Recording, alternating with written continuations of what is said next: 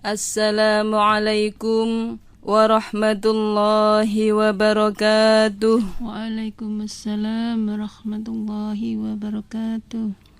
Bismillahirrahmanirrahim.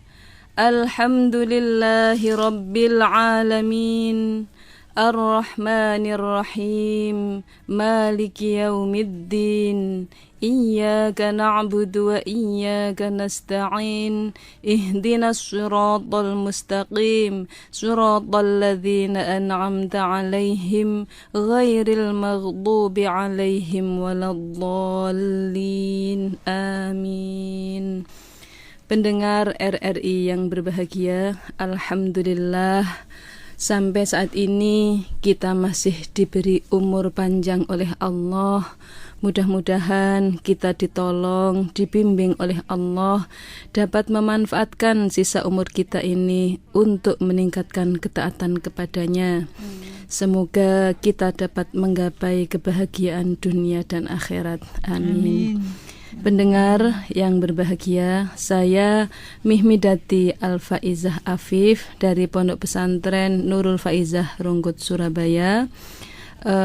Dalam kesempatan ini melalui RRI Surabaya akan melanjutkan kajian kitab Mukhtarul Ahaditsin Nabawiyah, hadis-hadis Nabi pilihan. Sampailah kita pada bahasan hadis nomor 62. Hikmah bersikap tenang. Nabi bersabda, "Idza aratta, jika kau menghendaki amron suatu perkara, fa'alaika, maka harus bagimu bitta'udati, bersikap tenang, hatta yuriyaka, sehingga menampakkanmu, memperlihatkan padamu Allahu Allah minhu, darinya, al-makhraja, jalan keluar, solusi. Nabi bersabda, apabila engkau menghendaki suatu perkara, akan mengerjakan sesuatu, maka engkau harus bersikap tenang, sehingga Allah memperlihatkan kepadamu jalan keluarnya, atau tindakan apa yang harus dilakukan untuk menyelesaikan pekerjaan atau perkara itu sehingga berakibat baik untuk dunia dan akhirat. Hadis beberapa waktu yang lalu ada yang kita pelajari bahwa at-ta'anni minar rahman wal ajalatu minasyaiton. Pelan-pelan, tenang, perlahan, itu dari Allah yang Maha Pengasih. Sedangkan terburu-buru, tergesa-gesa, itu dari setan.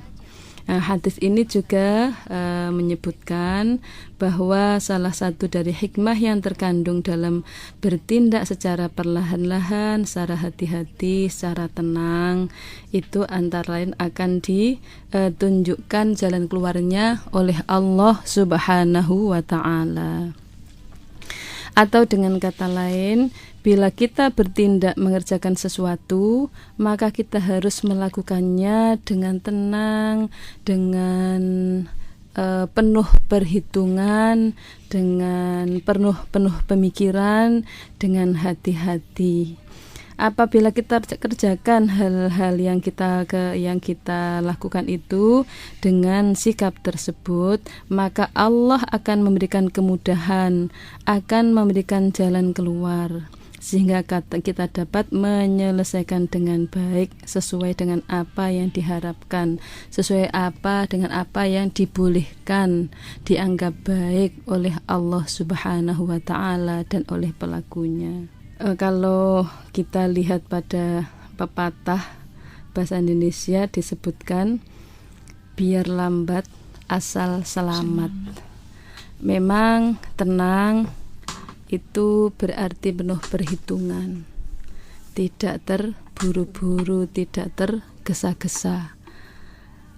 Tapi ada hal yang sesuatu yang harus buru-buru. Sesuatu yang harus buru-buru itu yang pertama, jika ada orang meninggal dunia, supaya segera dirawat dan segera dikuburkan. Kemudian yang kedua, jika orang punya hutang dan dia sudah mampu, maka segera dibayar. Yang ketiga, jika ada orang sudah mampu untuk berangkat haji, maka segeralah berangkat haji. Nanti kalau ditunda-tunda, kita nggak tahu apa yang terjadi besok. Apakah uangnya masih ada? Apakah kesehatannya masih ada? Apakah umurnya masih ada? Itu kita tidak tahu. Maka termasuk harus cepat-cepat segera. Itu yang ketiga adalah kalau sudah mampu segera untuk berangkat haji. Yang keempat, kalau punya anak gadis sudah ada yang melamar, sudah cocok, maka itu harus cepat-cepat dinikahkan. Termasuk sesuatu yang harus buru-buru, nggak boleh dilama-lama, nunggu 3 tahun lagi, 2 tahun lagi, nanti kasihan akan terjadi kemungkaran kalau sudah sama-sama senengnya, sudah sama-sama cocoknya. 4 hal itu yang harus buru-buru. Selain itu, petunjuknya hadis ini, kerjakan dengan tenang, jangan terburu-buru. Kalau kita mengerjakan dengan tenang, insya Allah segala sesuatunya mendapatkan bimbingan dari Allah, akan mendapatkan pertolongan dari Allah. Itu namanya tumakninah, tenang dalam mengerjakan segala sesuatu. Kalau dia bersikap bahasa Jawa kelemar-kelemar, itu bukan tenang yang dimasukkan dalam hadis ini. Kalau kelemar-kelemar, pada akhirnya hasil kerjanya tidak maksimal. Kalau dalam bekerja kita giat, Nabi bersabda, i'mal lidunyaka ka'annaka ta'ishu abadan wa'mal li akhiratika ka'annaka tamutu ghadan. Berkaryalah, bekerjalah, berbuatlah sesuatu untuk duniamu seakan-akan engkau hidup selamanya. Dan bekerjalah, beribadahlah, lakukanlah amal soleh untuk akhiratmu seakan-akan engkau mati besok. Hadis itu memberikan motivasi kepada kita dalam mengerjakan sesuatu supaya semangat. Semangat itu tidak berarti terburu-buru, dan tenang itu bukan berarti kelemar-kelemar gitu ya. Kalau kita melakukan sesuatu dengan tenang, itu dengan pertimbangan, sudah dipertimbangkan baiknya, buruknya, lalu dipilih dilakukan apa enggak, seperti hadis kemarin tuh ya, waktu yang lalu kita pelajari. Itu harus bersikap tenang seperti itu, tapi bukan bersikap kelemar-kelemar. Etos kerja itu kerja supaya semangat, kerja selalu berprestasi.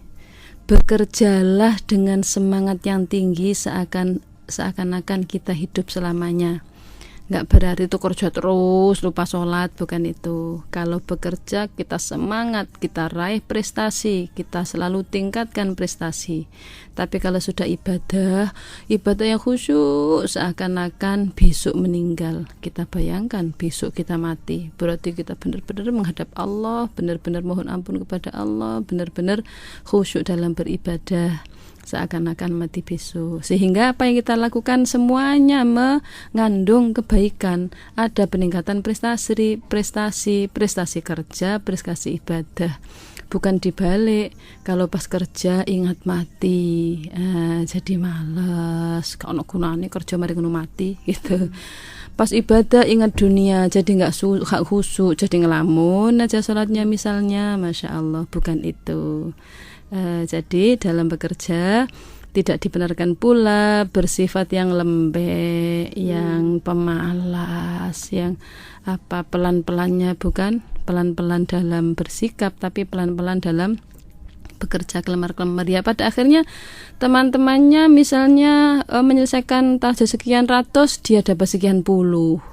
Teman-temannya dapat gaji sekian ratus ribu, sekian juta, dia dapat sekian puluh, sekian ribu. Nah pada akhirnya kan dalam kenyataannya tidak bisa mencapai apa yang diinginkan. Nah, jadi pelan-pelan, perlahan, tenang, itu sikap sebelum melakukan sesuatu, gitu ya. Idza aradta, jika engkau menghendaki, berarti ketika akan melakukan sesuatu, pikirkan dengan matang, pertimbangkan dengan masak, untung ruginya macam-macam, tindakan apa, langkah-langkah apa, strategi apa, gitu ya. Ada perencanaan yang bagus, perencanaan yang matang, sehingga dalam pelaksanaannya tidak terjadi kesalahan, sesudahnya tidak terjadi penyesalan. Tapi kalau sudah dalam melaksanakan pekerjaan, ya semangat, gitu ya. Tenangnya bukan dalam bekerja, tapi dalam menghadapi pekerjaan sebelum melakukan sesuatu. Begitu ya. Jangan kelemar-kelemar ya Bu Samsu. Kemudian kita lanjutkan pada mawas diri. Nabi bersabda, idza aradta, jika engkau menghendaki, jika kau ingin, jika kau akan, antadzkura, untuk mengingat, untuk mencari, ya, untuk mengingat, uyuba ghairika, cacat selainmu, celah atau aib orang lain, fadzkur, maka ingatlah, uyuba nafsika, cacat dirimu sendiri. Apabila engkau hendak menyebut aib-aib orang lain, menyebut kesalahan orang lain, kekurangan orang lain, maka ingatlah aib-aib dirimu sendiri. Maka ingatlah kejelekanmu diri sendiri. Niscaya tidak akan memperbincangkan kejelekan orang lain. Hadis ini menganjurkan kita agar tidak mengingat-ingat, mencari-cari, menyebut-nyebut aib orang lain, cacat orang lain, kejelekan orang lain.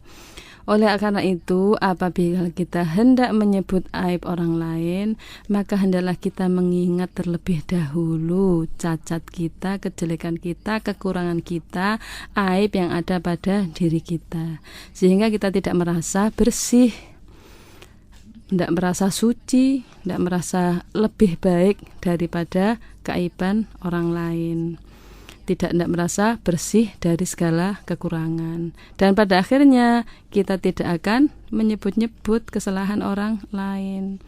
Manusia itu memang lebih suka memandang kepada kejelekan atau kekurangan yang ada pada orang lain, sedangkan ia tidak menyadari bahwa ia pun punya kejelekan, punya kekurangan yang ada pada dirinya. Dalam sebuah pepatah dikatakan, kuman di seberang laut kelihatan, mungkin seberang jalan kelihatan, gajah di pelupuk mata tidak kelihatan. Untuk menghindari hal itu, hadis ini memberikan terapinya, memberikan solusinya, yaitu dengan kembali kepada dirinya sendiri. Apakah saya sudah benar? Bukankah aku juga sering melakukan seperti itu? Dan lain sebagainya. Agar kita tidak dicela orang lain. Wae dhewe ngelakoni gak didelok citoke dhewe, gitu nanti orang lain. Akan tapi apabila kita melihat aib pada diri saudara kita, maka hendaklah kita meluruskannya. Kita ya jangan diam saja. Kita meluruskan, kita mengingatkan, kita berupaya untuk mengubahnya. Kalau itu kemaksiatan yang dilakukan orang lain, Nabi memberi ajaran, marra'a minkum munkaron falyughayyirhu biyadihi, fa illam yastati' fa bilisanihi, fa illam yastati' fa biqalbihi, wa dzalika adhaful iman.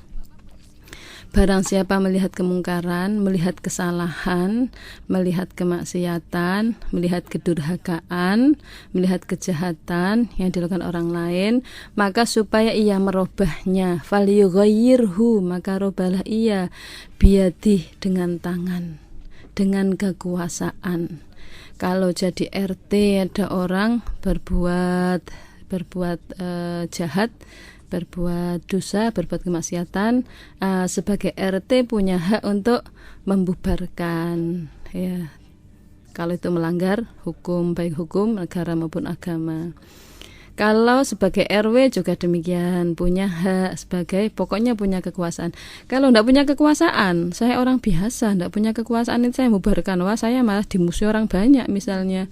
Maka fabilisani, dengan lesan, langsung bisa ditelepon, bisa diingatkan, kita di dunia cari apa sih, cuma sebentar aja, ya kita yang baik sajalah, yang tidak melanggar hukum Allah. Dan yang ketiga, fa'ilam yasati fabiqalbih, kalau tidak bisa maka dengan hati, ingkar dalam hati, wadzalika ad'aful iman, dan itu adalah iman yang lemah.